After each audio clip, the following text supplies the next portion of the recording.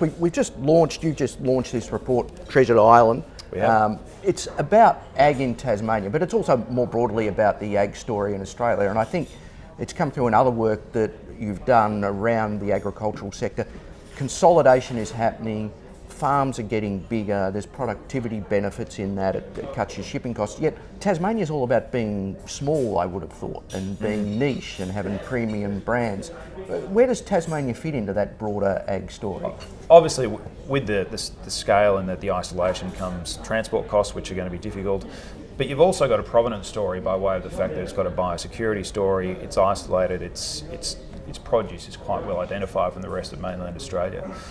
What we also go into in the report is that there's a real opportunity for very high-end niche branded products to be sold both to mainland Australia and more broadly into sort of the growing demand for provenance within Asia as well. So we think a lot of the opportunities are there. That's not to say that Tasmanians that are producing bulk commodities don't have real opportunities. They do. But if we look at a macro level, some of those themes around high quality branded products, that's probably where the majority of the opportunities are as we see them. And in fact, on the panel launching today, we've spoken to Nick Haddo from Bruny Island Cheese, which is a classic story of a niche premium producer of cheese.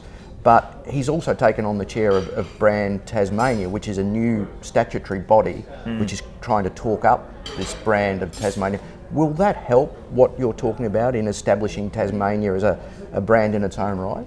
I think it has to. I mean, Bruny Island Cheese in itself is a real success story, and if you link that and associate it with Brand Tasmania, one of the questions that we ask ourselves as, well, I'm a mainland Australian, but even the Tasmanians ask themselves is how do they really maximise and harness the value of Brand Tasmania? Because in many ways it's not so much about what Australians and Tasmanians think of Brand Tasmania, it's its perception globally, because there really is an absolute story of quality that comes with the products that we're selling from here. So someone like Nick being associated with such a strong product as Bruny Island Cheese, being able to chair and promote the Brand Tasmania concept both throughout the country and the world can only be to the benefit of that concept, I think. Obviously, applying brand values that Tasmania brings to small niche products, that's easy. You know, that's our bread and butter. But that's not to say that commodity producers can't leverage off those same brand values. We've got some very big industries in Tasmania. Incat, for example, is a producer of ferries, and they make massive ferries, incredibly good ferries that they sell all around the world.